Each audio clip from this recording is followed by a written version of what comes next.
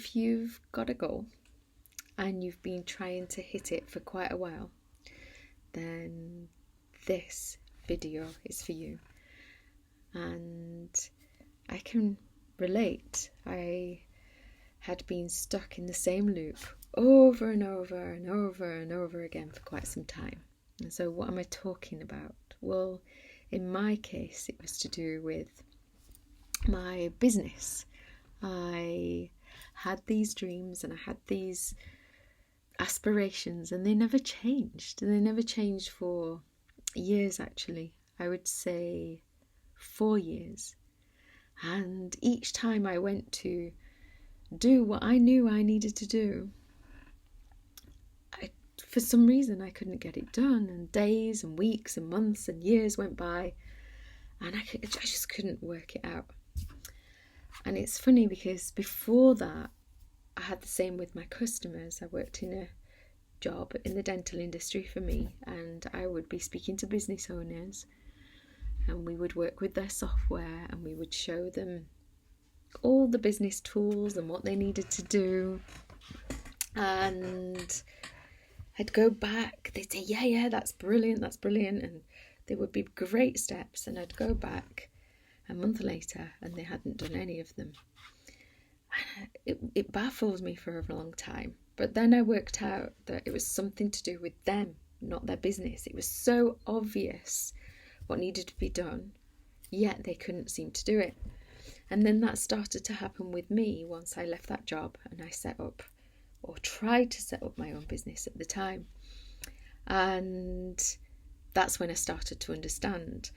But at least I understood, and I went on a quest. I actually did a coaching diploma, which was really intense, and that was during lockdown, and witnessed a lot of clients who had the same things going on. I went off on my travels and managed to overcome some of them, but it just went on and on and on, and almost as if I was going round in circles and circles and circles, the same.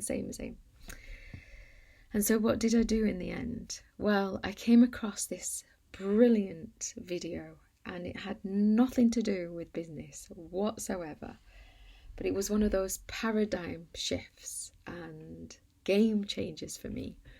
And it was by a guy called Matt Cook, and it was on TikTok, and this guy is into manifestation, and he talks about manifestation. And at the time I'd massively obsessed with manifestation, still am, and had been since I was 22. So I'm 56 now. That's a long time studying that subject, and yet this very thing was eluding me, and I just couldn't understand it. And I would watch the videos. Abraham Hicks is a great one about law of attraction, and still it would elude me. But this particular video changed everything, and I am going to explain why, so bear with me. But just to give you a little bit more context, how it wasn't to do with business. I had been single by that point for about 6 years, and I had just done a course called Calling in the One. In fact, I'd done it 3 times. It's on Mindvalley. I'll put the link below here, actually, if anyone's interested in that particular course. And still I was single, and I was starting to think there was something wrong with me. Was I too old? And there was this particular guy that I really, really, really liked, and I'd spoken to him about it, and he'd been my friend for a long time, and he just wasn't ready for a relationship at that point, and I couldn't stop liking him. And I was single, as I said, and I came across this video by this guy, Matt Cook, and what he actually said was that this is for somebody who is into a particular person. And so I watched it, and he said, I'm going to challenge you. And he said it was a controversial video, which it was, and he said, you don't want that person. You want the version of you who you would be if you had that person. And it hit me. It was, whoa, that is so true. But the thing is, I already knew that. And I already knew these intellectual things about law of attraction, being the person, blah, blah, blah. But that video, I played it over and over again, and I deconstructed it. And I created something that I'm still using to this day. I'm going to put in my offerings of my next courses that come out. I created this way of working out who I would be if I had that very person. And I almost became obsessed, and I spent ages on it. I had a whiteboard material on the wall. I created processes, and I deconstructed who I would be in my kind of world if I had that particular person, because that particular person I really liked. And it was just mind-blowing, actually. And then at the time I was living in an Airbnb. There was a lot going on. I was living at the end of a garden, and I was living in a cabin, and I was doing this work. And one day I walked into the Airbnb, and I've been working out what kind of person I would be if I had this person. And believe me, this is going to come to business. You'll understand in a bit. And I walked into this Airbnb, and things were happening in there. The electricity used to get shorted, and all types of guests, because I was living in Glastonbury, UK, which is very spiritual. And this thing suddenly hit me. You're addicted to drama, Joanne. You're addicted to drama. Which I'd never seen before. And it was quite sore. It was actually really sore. And I went back to my whiteboard and sheets and everything, and I looked at that, and I'd been deconstructing who would this person be that I want, who would be in a relationship with this other person. And I added a section was things that I needed to let go of. So I'd already worked out who I would be. I would be sensual, I would be self-assured, I would be magnetic, and I'd already gone to work on wearing nice clothes that I felt good in, and some self-love practices, looking in the mirror. There was all sorts. I was already doing all those things, but it was still eluding me. And then I realised I need to let go of some things. And I did a short video on Instagram, actually, yesterday, saying who or what do you need to let go of in order to actualise your desired reality. And I put in this section, who or what do I need to let go of? And back then, when I saw that I was addicted to drama, and as I said, it was sore, I wrote that in there. Now, that took me from March last year to the end of the year, at least, maybe November, to unpick what that meant for me. It wasn't just a matter of, well, I'm not going to get involved in drama anymore. What happened for me was I started to see that I learned about family systems, for example, a whole other subject, but I learned that I was the person who had the role as the rescuer. It took me to inner child work, which I already do a lot of, and that's what I do in sessions with clients. I do inner child work. It took me to this hypervigilance that I had, that I wanted everybody else to be okay so that I'd be safe. And I was disguising that as somebody who was being a coach for everybody and turning up for everybody. It took me down so many avenues, and that was months and months of letting go of these roles that I was playing. And as I did that, and it wasn't for the faint-hearted, because I had to take a mirror and really look at myself. It wasn't about other people, it was about me. And I started to slowly stop these habits. And it wasn't a matter of fact that I could do it each day. I would wake up each day and I would go to bed at night and go, there it was again. I did it there. That behaviour was there. And so I'd already been developing it since 2020 anyway, so it'd taken me 4 years, but I developed this thing where I started to look at myself in the morning and the way I wanted to behave during the day, and then analyse myself in the evening and the way I was and how could I show up different the next day. I started to do it weekly versions and monthly versions, and I was already doing manifestation and what did I want to create daily, weekly and monthly, but I started to add all this in. And so I've come up with something that's actually genius, where you can watch yourself and come out of these unstuck things. But it's not ready yet. But that being said, I actually just want to say here, if anyone's interested in that, just message me and I'll put you on a mailing list and let you know when it is ready. And I'm going to create digital versions of this so they're accessible.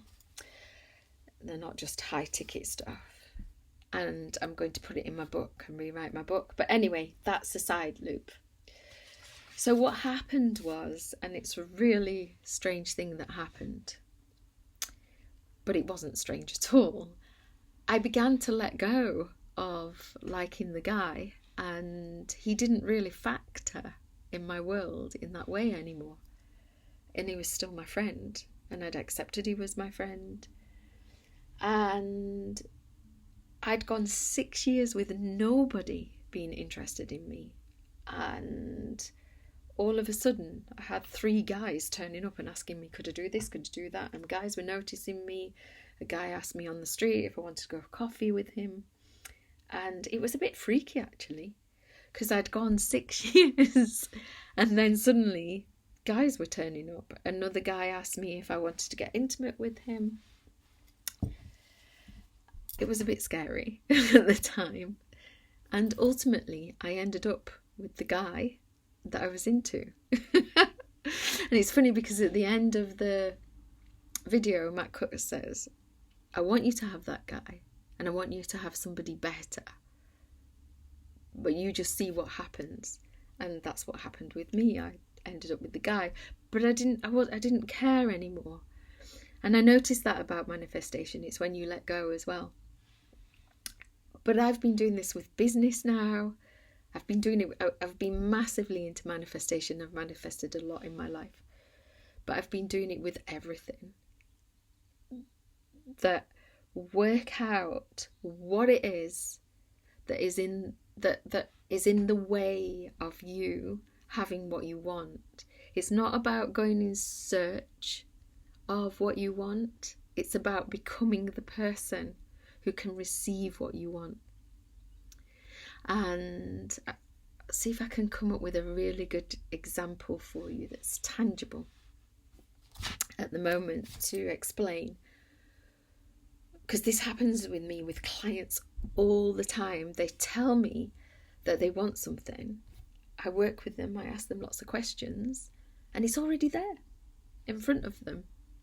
And it's so common. I had a client who wanted to do various things and didn't think she had the money to do it. And it was so obvious to me that it was all already there. And we even sat and went through it and said, okay, if you did this, if you did that, if you did the other, it's all there, you could do it. And she still didn't go ahead and do it. And I found that really quite baffling at the time. It's a while ago. And then I had another client who came to stay with me and spent a weekend retreat with me. And he was absolutely petrified about money. He was petrified of losing everything.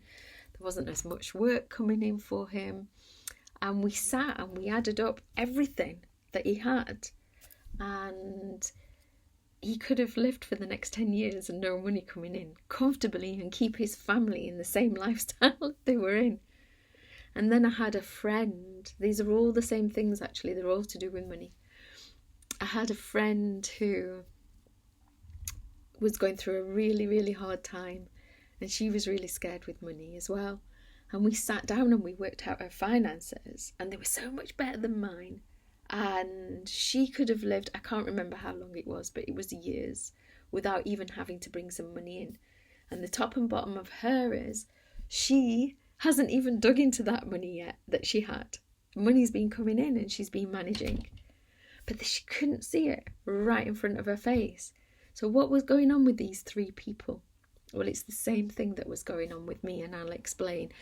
In 2020, going right back to the beginning of this video, I'd been trying to set up a business. I'd been trying to do various things, but I was in so much fear. And I lived where I live now, which is in Glastonbury. It's at the top of a beautiful house. It's on the tour, which is really magical. I was setting up my coaching business and I wanted to run retreats. And I had enough money in the bank to last me, let me just think now, 6 years without doing anything at that time. And I just couldn't see it. I was petrified. My daughter wanted to go to a spa for her birthday, and I was scared of spending the money. But we did it, but I was scared inside. I went off on this journey. I did loads of things. I went back into the working world. And 5 years later, I now live in that same place. I live here with my partner. He came and lived here in the meantime. It's a bit of a story, which I'll put in my book that I'm writing, my second book. And I am now doing all the things that I want to do then, but somehow couldn't do it. And here's the thing, it was all there in front of me all along. So what changed? Well, I did. I unpicked what I needed to unpick in myself, which was in the way of me having what I wanted. It wasn't about going out searching for what I wanted. It wasn't about doing something to get what I wanted. It was about working out, who am I, who's got the thing that I want. Now, I'm not saying you're always going to get what you want, not straight away anyway. What I am saying is, if you can sit and look at yourself and see where you're blind, what it is that you're doing or being to prevent what you want from coming in, then you've got a higher chance of getting it. Now, and also I'm not saying that everybody has got everything in front of them. I know there are real life circumstances. I've got friends and family, and there are different stories, but there's always something in the way of you and what you want. So how do I explain that? When you move towards what you prefer in life, you come face to face with everything that's in the way of you and that. You get to see the internal workings of yourself. And I'll do my next video on this next week, actually, and I'll give you more details and I'll really dig into this.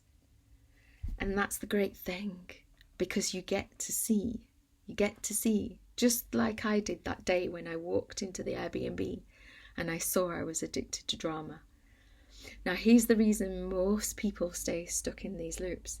They don't want to see, because it usually comes with shame. And what came with shame for me was that being that way had affected my own children. Being the ways I'd been had given my own children circumstances that they've had to work through in order to get more of what they want. It brought up shame. It brought up all sorts, actually. I had to really look at myself. And fortunately for me, I was doing that course, that Calling in the One course, and I'd done it 3 times. And Catherine Woodward-Jones, in fact, I'll go on just now, she, in that course, asks the most incredible questions. Now, I was already into the inner work, and I was already into looking at myself. I already knew about all this stuff. I'd done my coaching diploma. but she asks brilliant questions. So fortunately for me, and because I've been doing manifestation for so long, I wasn't scared of looking at myself. I'd already started to surround myself with people that wouldn't shame me. I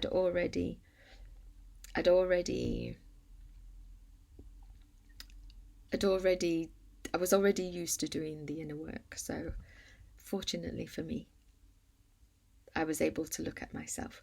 But it's the best thing I have ever done, looking at myself and facing that shame. And what it enables me to do is have more intimate relationships with my children. I'm able to listen to them where my mum and dad couldn't listen to me. I'm able to hear them. I'm able to have a great partnership with my partner and talk about things that are icky and sore. I'm